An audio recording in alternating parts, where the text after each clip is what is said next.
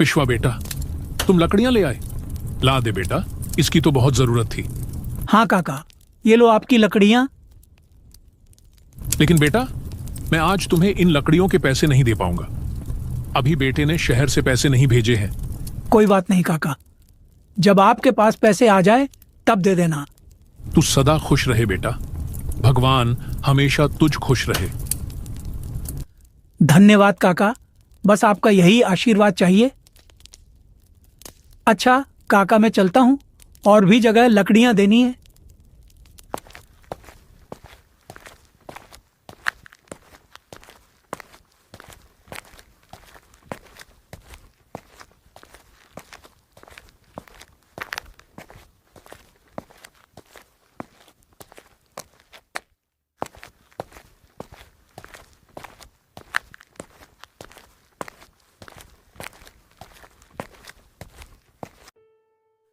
मनोहर चाचा, ओ मनोहर चाचा, लकड़ियां लाया हूं।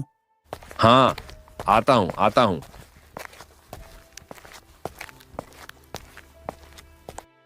चाचा, ये लो आपकी लकड़ियां। अरे विश्वा, आज थोड़ी ज्यादा लकड़ियां चाहिए। ठीक है चाचा, अभी देता हूं। ये लो चाचा, आपकी बाकी की लकड़ियां। ठीक है, ये लो बेटा इसके पैसे। और हाँ, कल और लकड़ियां लेते आना, सुना है इस साल कड़ाके की ठंड पड़ने वाली है। ठीक है चाचा, मैं लेता आऊंगा।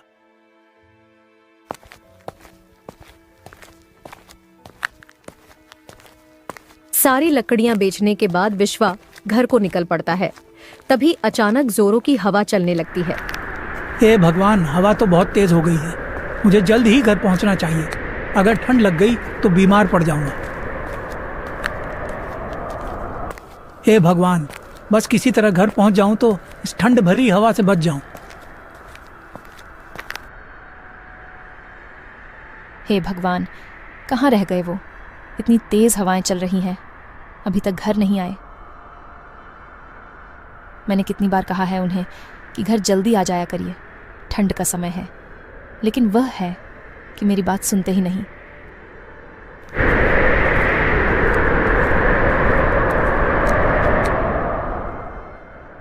बबीता, ओ बबीता।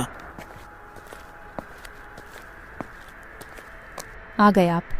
आपको मैंने कितनी बार कहा है कि ठंड का समय है, शाम होने से पहले घर आ जाया करो। ठंड में शाम को बहुत ठंडी ठंडी हवाएं चलती हैं। चलिए चूल्हे के पास बैठ जाइए, मैं खाना गर्म कर देती हूँ। हाँ बबीता, तुम ठीक कह रही हो। बाहर ठंड बहुत ज्यादा है। कल से मैं और सुबह जल्द घर से निकल जाया करूंगा और शाम होने से पहले सारा काम निपटाकर घर आ जाया करूंगा।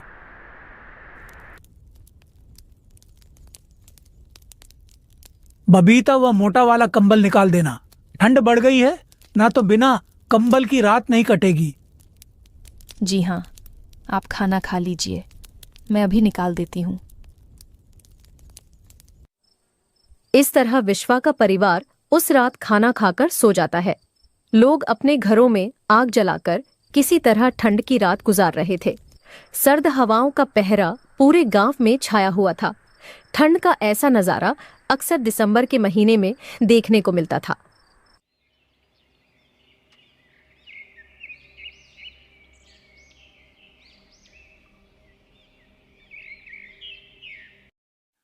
अरे भगवान, सुनती हो, जरा गर्मा गर्म चाय दे दो। चाय पीकर मैं काम पर निकलूं। हाँ बस अभी लाई। ये लीजिए आपकी चाय। अच्छा बबीता, तो मैं निकलता हूँ। विश्वा घर से निकल जाता है। हे भगवान, बाहर तो बहुत ठंड है। जल्दी से जंगलों के लिए निकल जाता हूँ, तभी शाम होने से पहले घर आ पाऊंगा।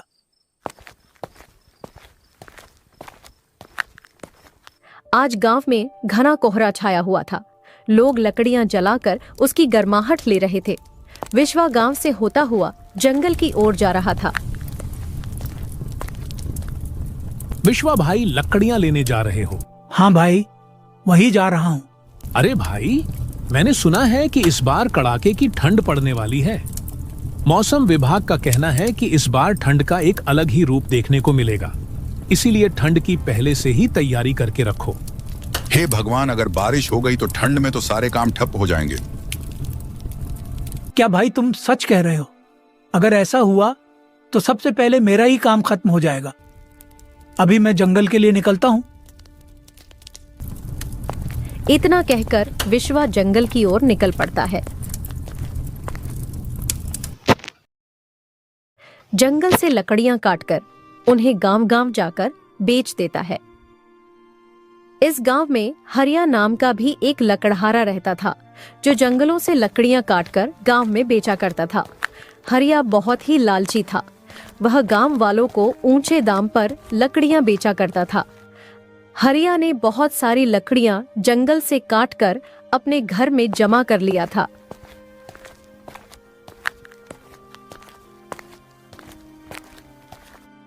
अरे, आप इतनी सारी लकड़ियां केवल जमा करे जा रहे हैं।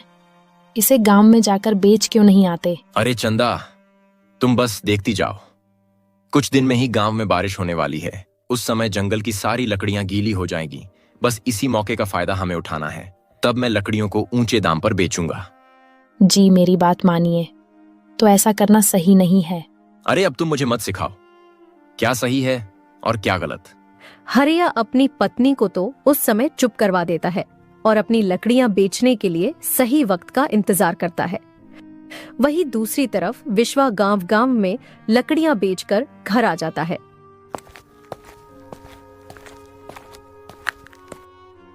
रात का समय था।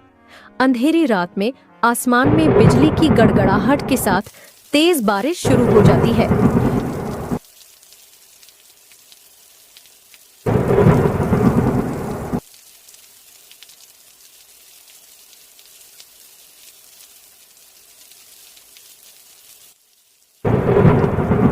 कड़कती बिजली की आवाज से विश्वा की आंखें खुल जाती हैं। उसने दरवाजे के पास जाकर देखा। हे भगवान, ये तो बहुत जोरों की बारिश हो रही है। आज ही गांव के लोग बातें कर रहे थे कि गांव में इस बार कड़ाके की ठंड पड़ेगी और बारिश की भी आशंका थी, पर इतनी जल्दी बारिश हो जाएगी ये मैंने नहीं सोचा था। अब क्या होगा? जंगल की सारी लकड़ियां तो गीली हो जाएंगी। बबीता, ओ बबीता,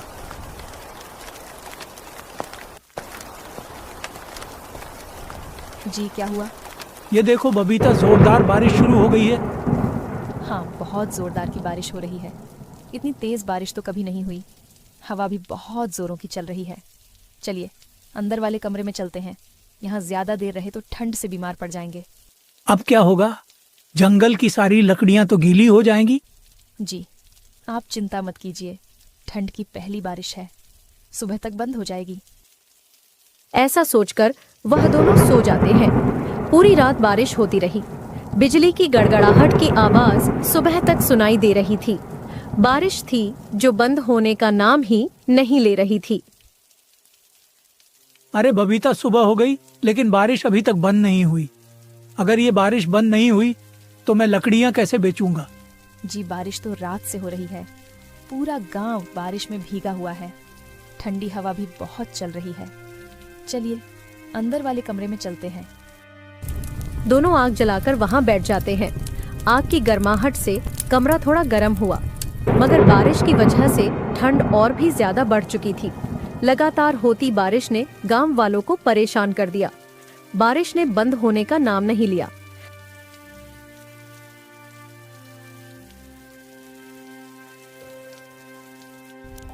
हे भगवान, बस ये आखिरी लकड़ियां ही बची हैं। अब तो लकड़ियां भी नहीं रह गई और यह बारिश तो बंद होने का नाम ही नहीं ले रही है। बबीता के इतना कहते ही बारिश अचानक बंद हो जाती है। बबीता, लगता है भगवान ने तुम्हारी सुन ली। बारिश बंद हो गई। हाँ, बारिश तो बंद हो गई, लेकिन लकड़ियां तो फिर भी नहीं ला पाएंगे। जंगल की लकड़ियां गीली हो गई होंगी। एक काम करते हैं, गांव में सरला काकी से कुछ उपले मांग लाती हूँ। कुछ दिन का तो चल ही जाएगा।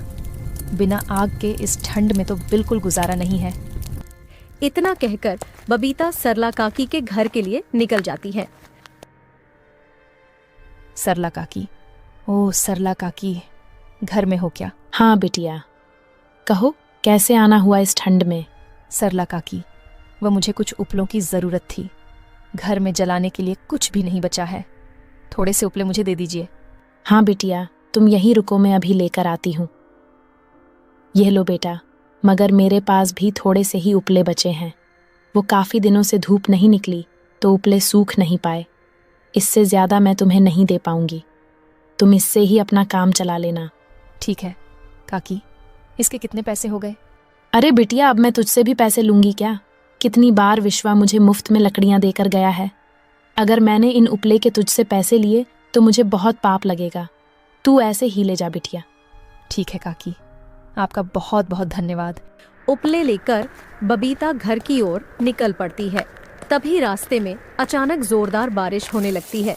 हे भगवान, यह कड़ाके की ठंड और अब ये बारिश, लगता है प्रभु जान ही लेकर मानोगे। बस जल्दी घर पहुंच जाऊं तो इस बारिश से छुटकारा मिले। भीगते भीगते बबीता घर पहुंच जाती है। अरे तुम तो पूरी भीग गई हो, जाओ जल्दी से कपड़े बदल लो वरना ठंड लग जाएगी। बबीता कपड़े बदलकर आग के पास बैठ जाती है। वहीं दूसरी तरफ हरिया को जिस मौके की तलाश थी वह आ चुका था। हरिया अपनी लकड़ियां लेकर गांव की ओर निकल पड़ता है। अरे हरिया, लकड़ियां लाया है? ला, जल्दी दे दे। ये लो काका अपनी लकड़ियां। इसकी बहुत जरूरत थी। ये लो हरिया, इसके पैसे। काका, ये तो केवल 20 रुपए हैं। 20 रुपए और लगेंगे। क्यों? विश्वा तो 20 रुपए में ही लकड़ियां देकर जाता है। काका, आपको तो पता ही है कि बारिश कितने दिनों से हो रही है। जंगल की सारी लकड़ियां गीली हो गई हैं। गांव में अभी लकड़ियों की बहुत कमी हो गई है, इसीलिए लकड़ियों के दाम भी बढ़ गए हैं। अगर आपको चाहिए तो आपको इसके 40 रुपए देने होंगे। विश्वा भी शायद आपको लकड़ियां ना दे पाए, क्योंकि मैं यह लकड़ियां बाजार से खरीद कर लाया हूं और मुझे भी यह काफी महंगी ही मिली है। ठीक है, ये लो बाकी के 20 रुपए। इस तरह हरिया पूरे गांव में लकड़ियां बेच देता है और उसको लकड़ियां बेचकर काफी अच्छी कमाई हो जाती है। गांव वाले भी हरिया से लकड़ियां खरीदने के लिए मजबूर थे। आज विश्वा के घर में राशन भी खत्म हो चुका था। भगवान, घर में कुछ भी खाने को नहीं बचा है और लेने के लिए पैसे भी नहीं है। आप जाइए ना, गांव में देखिए कुछ खाने के लिए मिल जाए, नहीं तो लाला की दुकान से उधार ही लेते आना। ठीक है बबीता, मैं जाता हूँ। पूरा गांव कोहरे में डूबा हुआ था। विश्वा खाने की तलाश में निकल पड़ता है और लाला की दुकान पर पहुंच जाता है। लाला जी, मुझे कुछ राशन की जरूरत है। अभी मेरे पास पैसे नहीं हैं, लेकिन जैसे ही पैसे आएंगे मैं आपको दे दूंगा। देखो विश्वा, मेरा काम भी ठप हो गया है और बिल्कुल आमदनी नहीं हो रही है, इसलिए मैं तुम्हें उधार नहीं दे सकता। तुम किसी और से मांग कर देख लो। लाला जी, कुछ भी दे दो, घर में कुछ भी खाने को नहीं है। देख विश्वा, तू मुझे मजबूर मत कर। मैं तुझे उधार नहीं दे पाऊंगा। मेरी बात समझ, तू किसी और से मांग कर देख ले। लाला जी विश्वा को साफ साफ मना कर देते हैं और विश्वा निराश होकर वहां से चला जाता है। हे भगवान, घर में कुछ भी खाने को नहीं है और ये ठंड भी बहुत लग रही है। लकड़ियां भी नहीं बची हैं, घर में कुछ और जलाने के लिए भी नहीं है। अब क्या करूं? अब विश्वा को समझ नहीं आ रहा था कि वह बिना पैसों के राशन का इंतजाम कैसे करे।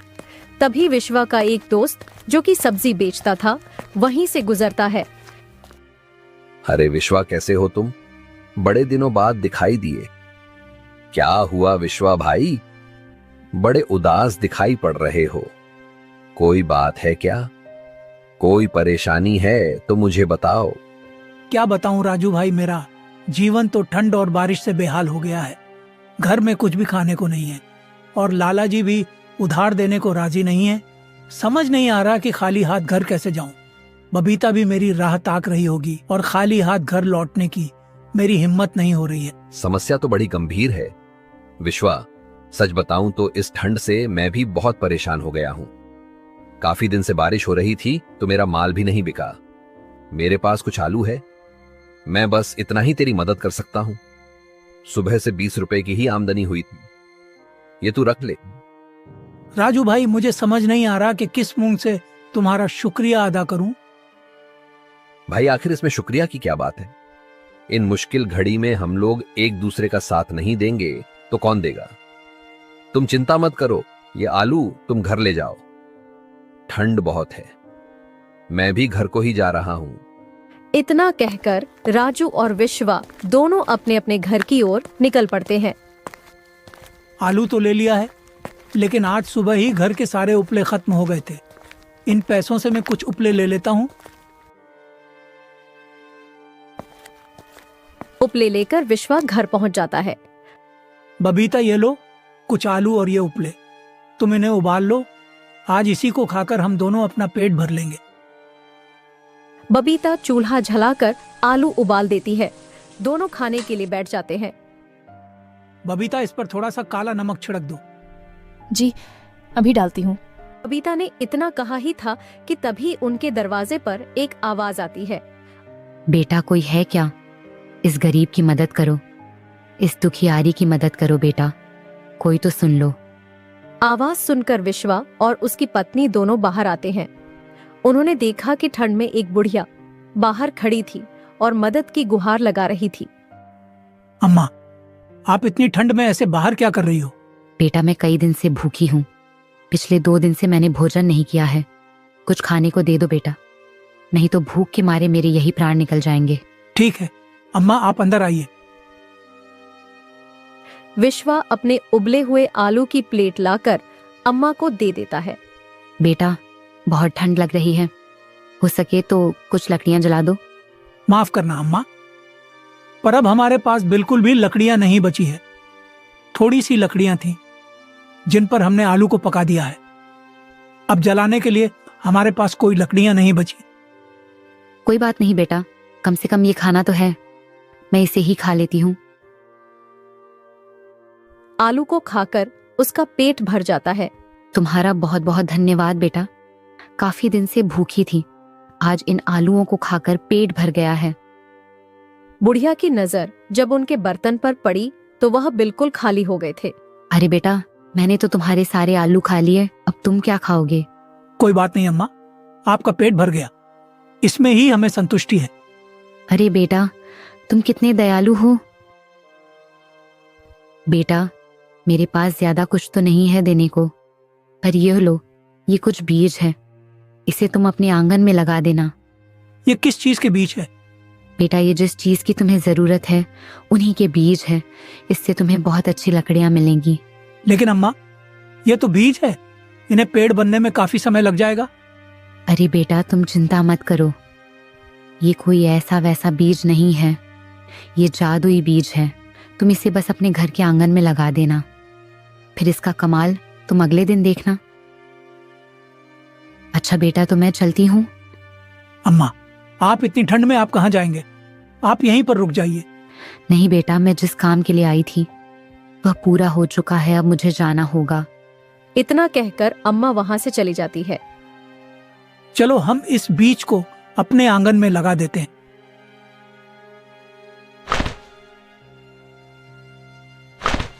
विश्वा उन बीजों को अपने आंगन में लगा देता है।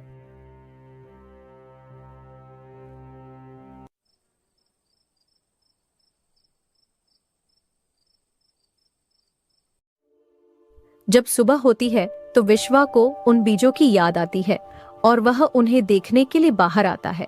बाहर का नजारा देखकर विश्वा हैरान था। अरे ये क्या है? बबीता, ओ बबीता, जल्दी आओ। बबीता भी वह दृश्य देखकर हैरान थी। अरे ये कैसे हुआ? विश्वा द्वारा लगाए गए बीज अब पेड़ बन चुके थे। यह देखकर विश्वा और उसकी पत्नी बहुत खुश होते हैं। अरे यह तो सच में जादुई पेड़ है। जी, अब तो हमें लकड़ियों की बिल्कुल कमी नहीं होगी। हाँ, तुम ठीक कहती हो। मैं अभी लकड़ियों की कटाई कर लेता हूँ और फिर मैं इन्हें गांव में बेच दूंगा। लकड़ियों को काटकर विश्वा गांव की ओर निकल पड़ता है।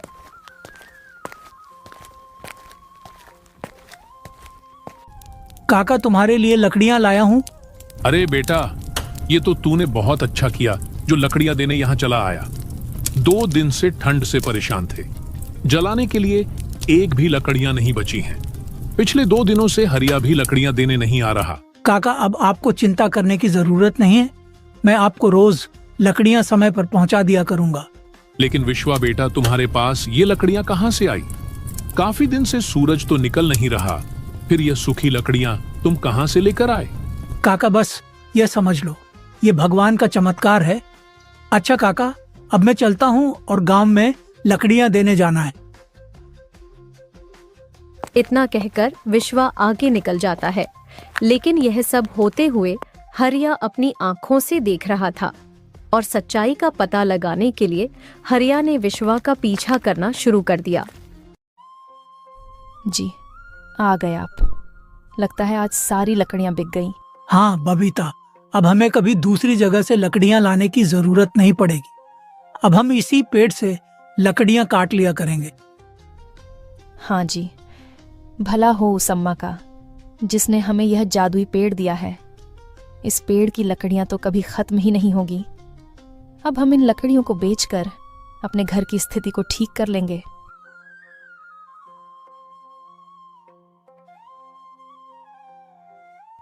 अच्छा, तो ये जादुई पेड़ है, क्यों ना मैं भी इस पेड़ से अपना फायदा निकलवा लूं। ऐसा सोचकर हरिया उस समय तो वहां से चला जाता है, लेकिन रात के समय विश्वा के घर के पास आकर वह उस पेड़ से लकड़ियां काट लेता है और उसे अपने घर ले जाता है।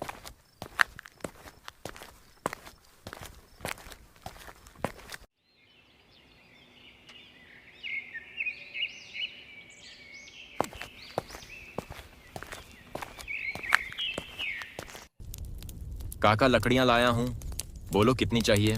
अरे हरिया, अब मुझे तुम्हारी लकड़ी खरीदने की कोई जरूरत नहीं है। अब विश्वा मुझे समय पर लकड़ियां दे जाता है। तुमने हमारी मजबूरी का बहुत फायदा उठा लिया, लेकिन अब मुझे तुम्हारी लकड़ियों की कोई जरूरत नहीं। काका ने हरिया से लकड़ियां खरीदने के लिए साफ साफ इनकार कर दिया। हरिया गांव के और लोगों के पास भी जाता है और अपनी लकड़ियां बेचने की कोशिश करता है, मगर कोई भी उससे लकड़ियां खरीदना नहीं चाहता था, क्योंकि मजबूरी के समय में हरिया ने उन लोगों का खूब फायदा उठाया था। काफी महंगी दाम पर लकड़ियां बेचकर उसने गांव वालों से खूब मुनाफा कमाया था। हरिया को भी अच्छा सबक मिल चुका था, लेकिन अब उसके पास पछतावे की सिवा और कोई चारा नहीं बचता। किसी गांव का कोई व्यक्ति भी उसे लकड़ियां खरीदना नहीं चाहता था। मजबूरन हरिया को लकड़ी बेचने का काम छोड़कर कोई और दूसरा काम। कश्मीर के एक छोटे से गांव में, जिसका नाम अपनी खूबसूरती और सादगी के लिए मशहूर था, इस साल ठंड ने सारी हदें पार कर दी थीं। यहाँ हर साल सर्दी पड़ती थी, लेकिन इस बार मौसम ने ऐसा रूप दिखाया कि लोगों की जिंदगी थम सी गई। बर्फबारी ने हर गली मोहल्ले को ढक दिया था और आसमान से लगातार गिरती बारिश ने ठंड को और भी बेहिसाब बना दिया। लोग अपने घरों में कैद होने पर मजबूर हो गए थे।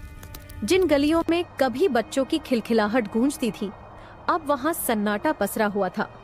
ठिठुरन इतनी थी कि लकड़ी के चूल्हों की आग भी लोगों को राहत नहीं दे पा रही थी। गांव के बड़े बुजुर्ग भी कहने लगे थे कि उन्होंने अपनी जिंदगी में ऐसा कहर पहली बार देखा है। इस गांव में राजू और उसकी पत्नी सुनीता रहते थे। दोनों का जीवन साधारण लेकिन खुशहाल था, लेकिन इस बार की ठंड और बारिश ने उनकी जिंदगी पर भी गहरी छाप छोड़ी। लगातार होती बारिश और बर्फबारी। मेरे पास अब कुछ भी नहीं बचा है, तुम कुछ करती क्यों नहीं? आखिर तुम भी तो इस घर की जिम्मेदारी संभालती हो। मैं क्या कर सकती हूँ राजू, सब कुछ तुम्हारे सामने ही है।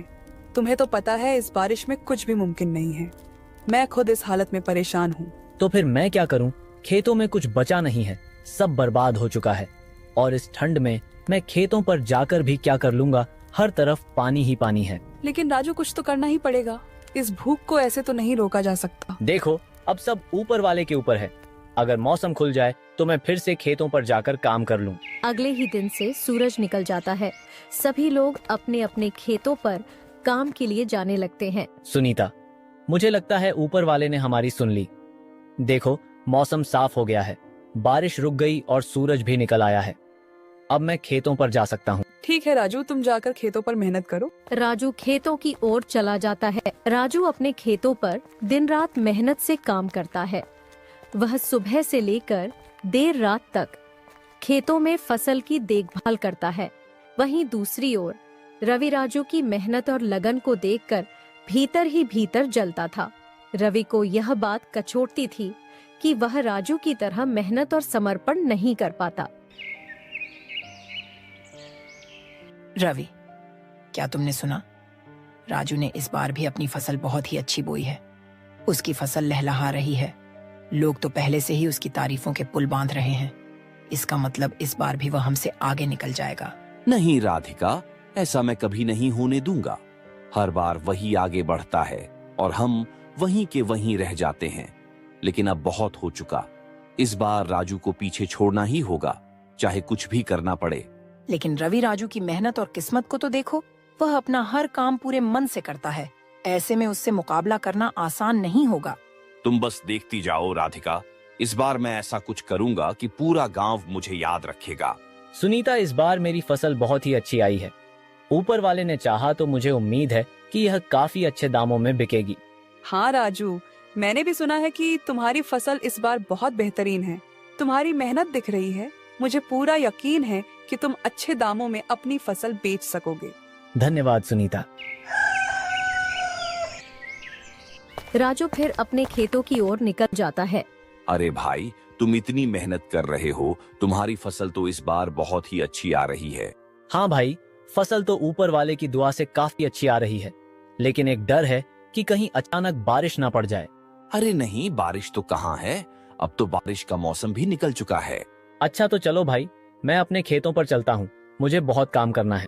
राजू अपने खेतों की ओर जा ही रहा होता है, तभी उसे किसी के चिल्लाने की आवाज आती है। वह उसकी ओर जाकर देखा है तो वहाँ पर एक बूढ़ा आदमी एक पत्थर के नीचे दबा हुआ होता है। राजू पत्थर को हटाकर बूढ़े आदमी को बाहर निकाल लेता है। बेटा, तेरा बहुत बहुत धन्यवाद कि तूने मुझे मरने से बचाया। मैं जानता था कि आज मेरी आखिरी घड़ी आ गई थी, लेकिन तू सामने आकर मेरी जान बचा ली। कोई बात नहीं बाबा, मैं यहीं से गुजर रहा था और मैंने देखा कि आप मुसीबत में थे, तो मैंने सोचा क्यों ना आपकी मदद करूं। बेटा, तेरा इतना अच्छा दिल देखकर मैं तुझे कुछ देना चाहता हूँ। बाबा अपनी झोली से एक छोटी सी बोतल निकालते हैं। बेटा, यह कोई मामूली बोतल नहीं है, यह एक जादुई बोतल है। जब कभी तेरा बुरा वक्त आए, जब तुझे लगता है कि दुनिया तुम्हारे खिलाफ हो गई है और कोई रास्ता नहीं बचा, तो तू इस बोतल को आजमा लेना। बाबा, यह बोतल किस काम की है और मैं इसे किस तरीके से आजमाना चाहिए? बेटा, यह तुझे वक्त आने पर पता चल जाएगा। जब तुझे इसकी सख्त जरूरत होगी, तभी इसका असली राज तुम्हारे सामने आएगा। अब तुझे इस बोतल की ताकत के बारे में कुछ नहीं जानना है, बस इसे संभाल कर रखना। बाबा इतना बोलकर वहाँ से चले जाते हैं। ऐसे ही कुछ दिन बीत जाते हैं। सुनिए सुनिए, सभी गांव वासियों को सूचित किया जाता है। जैसा कि आप सभी जानते हैं, हाल ही में हुई बारिश और ठंड ने बहुत नुकसान किया है। अब अगर भविष्य में फिर से ऐसी परिस्थितियां बनती हैं, तो हम आपको फ्री राशन देने की योजना लेकर आए हैं। हम यहाँ गांव में सभी प्रभावित लोगों का नाम रजिस्टर करेंगे। अगर किसी का घर, फसल या किसी अन्य चीज का नुकसान हुआ है, तो उन्हें आगे मदद दी जाएगी। ये एक सरकारी योजना है ताकि कोई भी भूखा न रहे। कृपया ध्यान दें, सभी जिन जिन का नुकसान हुआ है वह अपना नाम और पता लिखवा लें। इससे यह सुनिश्चित होगा कि अगर मौसम फिर खराब होता है, तो हम उन्हें आवश्यक राशन समय पर पहुंचा सकें। सभी गांव वाले जब यह सुनते हैं कि उन्हें फ्री राशन मिलेगा, तो वे जल्दी जल्दी अपना नाम लिखवाने के लिए लाइन में लगने लगते हैं। हर कोई खुश और उत्साहित होता है ताकि उन्हें इसका लाभ मिल सके। जब राजू यह बात सुनता है, तो वह भी अपना नाम लिखवाने के लिए घर से निकल जाता है। उसे रास्ते में रवि दिखता है। अरे रवि भाई, क्या बात है, तुम अपना नाम राशन लिस्ट में नहीं लिखवा रहे? कोई खास वजह? नहीं राजू भाई, मैं अपना नाम नहीं लिखवा रहा। ये राशन सिर्फ गरीब लोगों के लिए है। जब हमारी फसल ठीक से आ रही है, तो हम गरीबों का हिस्सा क्यों छीने? क्या फायदा होगा? हम तो अच्छे से जी रहे हैं। तुम ठीक कहते हो रवि भाई, लेकिन अगर बारिश नहीं हुई और फसल खराब हो गई तो क्या होगा? तुम सोचते नहीं हो क्या? अरे राजू भाई, ये बात तुमको भी पता है और मुझे भी पता है कि बारिश कहीं दूर दूर तक नहीं है। मौसम तो ठीक है, फसल भी सही आ रही है। अब अगर मैंने राशन ले लिया और किसी गरीब को नहीं मिला, तो वह क्या करेगा? वह भूखा मर जाएगा और फिर मुझे ही बुरा लगेगा। सरकारी राशन तो वैसे भी काम नहीं आता, तो मुझे कोई जरूरत नहीं है। यह बात तो तुम सही कह रहे हो रवि भाई, लेकिन अगर बारिश पड़ गई तो क्या तुम सोचो, अगर फसल खराब हुई और खाने के लाले पड़ गए तो फिर क्या करोगे? राजू भाई, ये सच है कि हर किसी के पास अपना समय आता है। अगर हमें अच्छा समय मिल रहा है तो हमें दूसरों के बारे में सोचना चाहिए। मैंने सोचा, अगर मुझे राशन मिल गया तो किसी गरीब को उसकी जरूरत का राशन नहीं मिलेगा, और फिर अगर कोई भूखा रह जाए तो मेरा दिल नहीं मानेगा, इसलिए मैंने अपना नाम नहीं लिखवाया। तुम ठीक कहते हो रवि भाई, हमारी फसल ठीक चल रही है, लेकिन सरकार के राशन का एक ही काम है, गरीबों का भला करना। अगर हम ही इस समय अपना नाम लिखवाएंगे तो फिर वह भूखा रह जाएगा, यह सही नहीं होगा। रवि बड़ी चालाकी से राजू को राशन में नाम लिखवाने नहीं देता था और खुद जाकर अपना नाम लिख। उसे अच्छी तरह से पता था कि मौसम कभी भी बिगड़ सकता है, और अगर राजू ने राशन में नाम लिखवाया होता तो उसे बाद में परेशानियों का सामना करना पड़ता। सुनीता, मैंने अपना नाम राशन में नहीं लिखवाया। अरे तुमने अपना नाम क्यों नहीं लिखवाया? ये तो बहुत जरूरी था। यह राशन सिर्फ गरीबों के लिए है। सोचो, अगर हम जैसे लोग भी अपना नाम लिखवा लेंगे तो गरीब क्या खाएंगे? मेरी आत्मा ने गवाही नहीं दी कि मैं इस जरूरतमंदों का हिस्सा ले लूं, इसलिए मैंने सोचा कि हमें इसका हक नहीं लेना चाहिए। तुम्हारी भावना तो बहुत अच्छी है, लेकिन यह कदम उठाने से पहले तुम्हें सोचना चाहिए था। अगर मौसम खराब हो गया, जैसे तेज बारिश हुई या बर्फबारी शुरू हो गई, तो हम खुद कहां से लाएंगे? उस हालत में हमें भी राशन की जरूरत पड़ेगी। अरे हाँ सुनीता, इस बारे में तो मैंने सोचा ही नहीं। मुझे लगा कि हम जैसे लोग किसी तरह इंतजाम कर लेंगे, लेकिन सच में अगर हालात बिगड़ गए तो हमारे पास खाने का क्या होगा? यह तो मेरी भूल थी। देखो राजू, दूसरों की मदद करना अच्छा है, लेकिन अपनी जरूरतों को नजरअंदाज करना ठीक नहीं है। अगर हम खुद संकट में पड़ जाएंगे तो न अपनी मदद कर पाएंगे और न दूसरों की। यह राशन सिर्फ भूखे रहने के लिए नहीं है, बल्कि ऐसे समय के लिए भी है जब हालात खराब हो जाएं। वहीं दूसरी ओर रवि अपनी पत्नी से बोलता है, अरे भाई, भगवान की कसम, मैंने रामू को ऐसा बेवकूफ बनाया है कि पूछो मत। मैंने उससे कहा कि मैंने अपना नाम राशन कार्ड में नहीं लिखवाया, और उसने मेरी बात पर यकीन भी कर लिया। सच में? अरे ये तो बहुत बढ़िया किया तूने। अब सोच, जब बारिश पड़ रहेगी या बर्फ गिरेगी तो बेचारा रामू भूखा मरेगा, और हम तो आराम से अपना राशन लाकर घर में मजे करेंगे। सही रही हो भगवान, वो तो वैसे भी सीधा साधा है। मैंने उसे कहा कि राशन कार्ड में नाम लिखवाने का क्या फायदा, सरकार बस झूठे वादे करती है, और उस मूर्ख ने तो मेरी बात पर आंख बंद करके भरोसा कर लिया। ऐसे ही कुछ दिन बीत जाते हैं। मौसम पहले सामान्य रहता है, लोग अपने काम में व्यस्त रहते हैं, लेकिन फिर अचानक से आसमान में काले बादल छा जाते हैं, तेज हवाएं चलने लगती हैं और देखते ही देखते मूसलाधार बारिश शुरू हो जाती है। बर्फ गिरने लगती है, जिससे तापमान तेजी से गिर जाता है। इस अप्रत्याशित मौसम से पूरे गांव में अफरा तफरी मच जाती है। राजू की फसल बुरी तरह से बर्बाद हो चुकी थी। जिस खेत को उसने दिन रात मेहनत करके तैयार किया था, वह अब पूरी तरह पानी में डूब चुका था। मूसलाधार बारिश और लगातार गिरती बर्फ ने उसकी फसल को नष्ट कर दिया था। खेतों में खड़े फसल के पौधे, जो कभी लहराते हुए उम्मीद का प्रतीक लगते थे, अब पूरी तरह झुक चुके थे। कुछ पौधे मिट्टी में दब गए थे तो कुछ सड़ने लगे थे। राजू अपने खेतों पर जाता है और देखता है उसकी फसल बुरी तरीके से खत्म हो चुकी थी। है ऊपर वाले की, तूने मेरे साथ कैसा अन्य कर है। मैं तो तेरे भरोसे था, अब मैं अपने घर पर खाने के लिए कहां से लाऊंगा। मैं तो अपना नाम राशन में भी नहीं लिखवाया था। ये कैसी मुसीबत डाल दी मेरे ऊपर। राजू निराश होकर अपने घर आ जाता है। वहीं दूसरी ओर जिन लोगों ने पहले से ही सरकारी राशन योजना में अपना नाम दर्ज करवाया था, उन्हें राहत मिलने लगी थी। सरकार ने प्राकृतिक आपदा की इस स्थिति को देखते हुए तुरंत मुफ्त राशन वितरण शुरू कर दिया था। राशन की दुकानों पर लोगों की भीड़ उमड़ पड़ी थी। हर कोई अपने हिस्से का राशन लेने के लिए कतार में खड़ा था। जहां पर सरकारी राशन बंट रहा था, राजू वहां पर रवि को भी राशन लेते हुए देख लेता है। वह बहुत ही दुखी हो जाता है और अपने घर आ जाता है। राजू, मैंने तुमसे पहले ही कहा था कि तुम अपना नाम राशन सूची में लिखवा लो। मैंने कितनी बार कहा था, लेकिन तुमने मेरी बात क्यों नहीं मानी? सुनीता, मैं क्या करता? रवि ने मुझसे कहा था कि ये राशन सिर्फ उन गरीबों के लिए है जिनके पास कुछ भी नहीं है। उसने समझाया कि हम जैसे लोग जो थोड़ा बहुत कमा लेते हैं, उनका नाम लिखवाना गलत होगा। मैं उसकी बातों में आ गया और अपना नाम नहीं लिखवाया। और अब देखो, तुम्हारी इसी नासमझी की वजह से हम इस हाल में हैं। अब क्या करेंगे? हमारे पास खाने के लिए एक दाना भी नहीं बचा है। मुझे माफ कर दो सुनीता, मैं सच में नहीं जानता था कि रवि हमें धोखा देगा। और रवि, उसने तो कहा था कि वो भी राशन नहीं लेगा।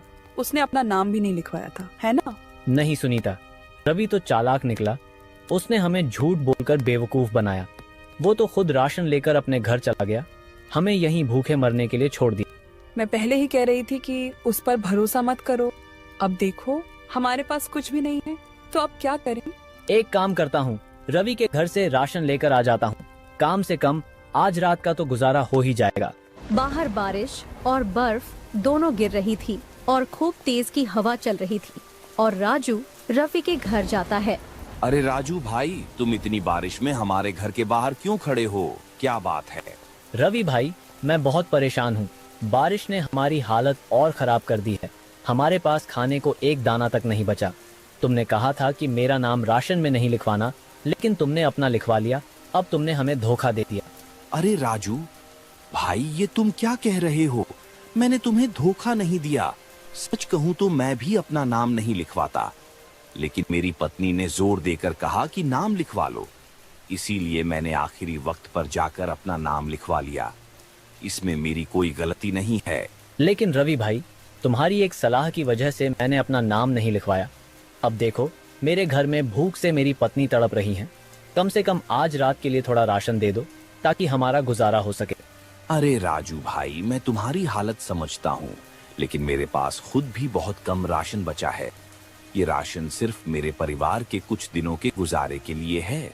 अगर मैं तुम्हें दे दूं तो मेरे अपने बच्चे भूखे रह जाएंगे। रवि भाई, कुछ तो तरस खाओ, मैं बहुत भूखा हूँ। इतनी ठंड और बारिश में मैं कहाँ जाऊँ? तुम्हारे पास थोड़ा भी है तो मुझे दे दो। राजू भाई, मुझे माफ करो, मैं इस बारिश में बाहर खड़ा नहीं रह सकता। मेरा खुद का राशन सीमित है, मुझे घर के अंदर जाना होगा। तुम कोई और रास्ता देखो। राजू भर खड़ा रह जाता है। वह बहुत ही दुखी हो जाता है। इतनी ठंड और बारिश में वह कपता हुआ अपने घर चला जाता है। रवि कौन था बाहर? तुम किसी से बातें कर रहे थे?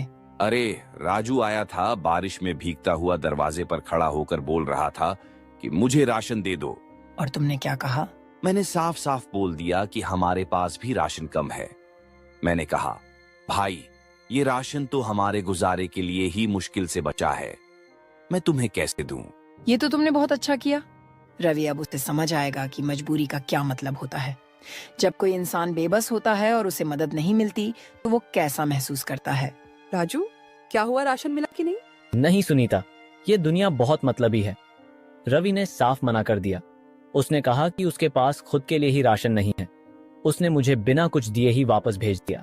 ये लोग ऐसे कैसे हो सकते हैं? तुम्हारे हालात देखकर भी उसे तरस नहीं आया? नहीं सुनीता, इस दुनिया में हर कोई सिर्फ अपने बारे में सोचता है। मुझे अब लगता है कि हम ऐसे ही भूखे मर जाएंगे। राजू और सुनीता दोनों निराश हो जाते हैं। तभी राजू को बाबा की दी हुई बोतल याद आती है। सुनीता, वह बोतल कहाँ है जो बाबा ने मुझे दी थी? कौन सी बोतल? वो बोतल जो बाबा ने मुझे कुछ दिन पहले दी थी। उन्होंने कहा था कि ये वक्त आने पर हमारी मदद। सुनीता वह बोतल नीचे को रख देती है। सुनीता, ये बोतल बाबा ने दी थी। उन्होंने कहा था कि ये जादुई है, लेकिन मुझे लगता है कि ये बेकार है। राजू, मैंने तो पहले ही कहा था कि ये सिर्फ एक नॉर्मल बोतल है, इसमें कुछ खास नहीं है। हाँ, शायद तुम सही कह रही हो। मैंने इतना भरोसा किया, लेकिन ये कुछ भी नहीं कर सकती। तुम हमेशा इन बेकार चीजों के पीछे पड़े रहते हो। इस बोतल से कोई जादू वादू नहीं होगा, इसे जाकर बाहर फेंक दो। राजू भर को जाकर जैसे ही वह बोतल फेंकता है, उसे बोतल के अंदर से एक पेड़ निकलता है। वह एकदम ही बड़ा हो जाता है और वह आम का पेड़ होता है। उसमें काफी अच्छे आम आ रहे होते हैं। यह देखकर राजू चौंक जाता है। तभी बाहर को सुनीता आती है। आम के पेड़ पर से एक आम नीचे को गिरता है। राजू वह आम उठाकर खा लेता है और आम को खाते के साथ ही राजू को बिल्कुल भी ठंड नहीं लगती। इतनी तेज बारिश में भी राजू एकदम गर्म रहता है। राजू समझ जाता है यह कोई मामूली पेड़ नहीं है, ये एक जादुई पेड़ है। जो भी इस पेड़ के आम खाएगा उसे ठंड नहीं लगेगी। देखो सुनीता, अब हम कभी गरीब नहीं रहेंगे। अब हमारे पास भी खाने को अच्छे से अच्छा होगा। मैं इन आमों को बाजार में भेजूंगा और देखना सभी गांव वाले इसे खूब शौक से खरीदेंगे। ये आम ठंड का इलाज है। अब हमें कभी भी भूखा नहीं रहना पड़ेगा। राजू, ये सब कैसे हुआ? ये पेड़ और ये आम, क्या ये सच में हमारी किस्मत बदलने वाले हैं? सुनीता, ऊपर वाले ने हमारी सुन ली है। ये पेड़, ये आम, सब कुछ एक चमत्कार जैसा लग रहा है। अब हमें सिर्फ मेहनत करने की जरूरत है। ये आम बाजार में सबसे ज्यादा बिकेंगे और लोग इन्हें सिर्फ इसलिए नहीं खरीदेंगे कि ये स्वाद में अच्छे हैं, बल्कि क्योंकि ये ठंड का इलाज है। यह बात धीरे धीरे पूरे गांव में फैलने लगती है कि राजू के पास एक जादुई आम है जो न केवल ठंड से बचाता है बल्कि खाने से लोगों को ताकत भी मिलती है। लोग सुबह सुबह राजू के घर के बाहर लंबी कतारों में खड़े होने लगते हैं ताकि वह भी उस जादुई आम का स्वाद ले सके। कुछ समय बाद राजू के पास हर रोज सैकड़ों लोग आने लगते हैं जो इस अद्भुत आम का सेवन करने के लिए उसके दरवाजे तक पहुंचते हैं। राजू ने इस मौके का पूरा फायदा उठाया और अपनी मेहनत से बहुत अच्छा मुनाफा कमाया। अब वह सिर्फ आम बेचने तक सीमित नहीं था, बल्कि उसने एक सफल व्यवसायी के रूप में खुद को स्थापित कर लिया। उसकी यह सफलता न केवल उसकी मेहनत का नतीजा थी, बल्कि गांव वासियों की मदद और आस्था का भी परिणाम था। राजू अब गांव में एक जाना माना और सम्मानित व्यक्ति बन चुका था और उसने अपने जीवन में जो कठिनाइयां झेली थीं, वे अब उसके लिए प्रेरणा।